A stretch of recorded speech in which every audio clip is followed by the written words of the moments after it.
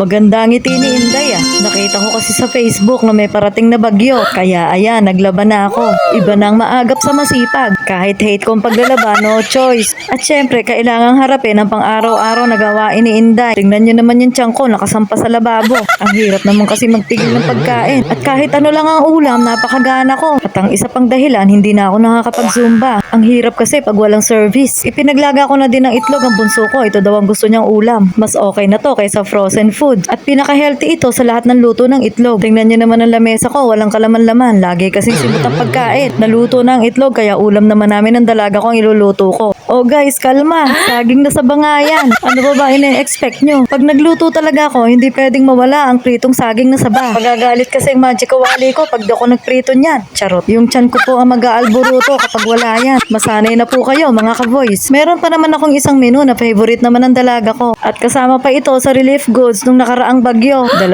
lata na lang to kaya niluto ko na lahat. Hindi ko na nilagyan ng patatas. Yung huling luto ko kasi na may patatas na panis lang. Gusto talaga ng anak ko, purong corned beef lang. Sana naman wag nang pumunta dito ang bagyo. Kasi pag bumaha na naman, magkakaroon na naman ng relief good. At pag ganitong delata na naman, hindi nakakainin ng mga anak ko. Di bali sana kung maling o spam. Social na relief, patikim-tikim pa si Inday. May sarili namang lasa ang corned beef. Tara na guys, kain na tayo. Pag ganito ang ulam, niluluto ko pa lang, nagugutom na ako. O talaga lang matakaw ako. Ang importante, hindi social ang tiyan namin. O diba, nakakatakam ang pritong saging. Wow. At ito ding corned beef, pag madalang kainin, masarap din. Ang bunso ko naman, masaya na pag may 2 nilagang itlog. Sasamahan lang ng asin, simot ang kanin niya. O paano guys, sa susunod na lang ulit ha. See you on my next vlog. Bye!